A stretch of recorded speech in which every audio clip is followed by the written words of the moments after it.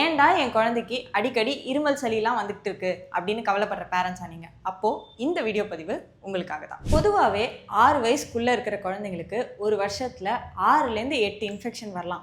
ஏன் 8லேருந்து 12 இன்ஃபெக்ஷன் கூட வரலாம் அப்படின்னு சொல்றாங்க.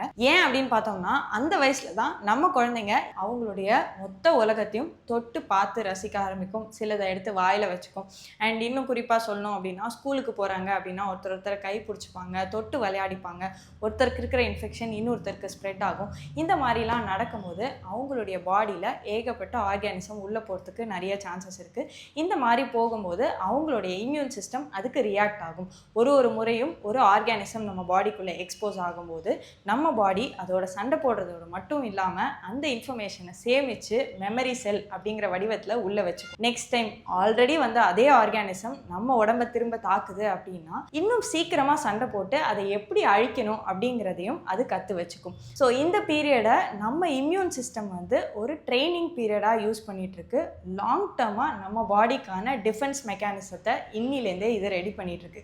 இன்கேஸ் உங்கள் குழந்தைங்களுக்கு இருமல் சளி வார கணக்குக்கு மேலே நீடிச்சுக்கிட்டே இருக்குது, கூடவே அவங்களுக்கு மூச்சு திணறல் பிரச்சனையும் இருக்குது, வெயிட் கெயின் ஆகலை, வெயிட் குறைஞ்சிக்கிட்டே இருக்காங்க, பல மாதங்களாக கண்டினியூஸாக அவங்களுக்கு தூக்கத்தில் டிஸ்டர்பன்ஸ் இருக்குது, இந்த மாதிரி சில அறிகுறிகள் இருந்தால் அதுக்கு அடிப்படையாக வேறு ஏதாவது காரணம் இருக்கும்.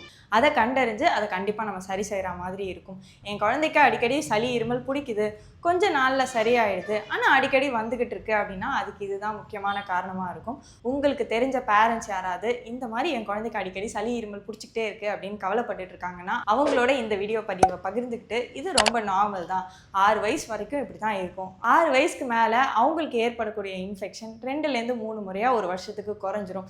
இது ஒரு ப்ராசஸ். 12 வயசு வரைக்கும் ஆன் அண்ட் ஆஃப் இப்படி தான் இருக்கும் அப்படிங்கிறத தெரியப்படுத்திக்கோங்க.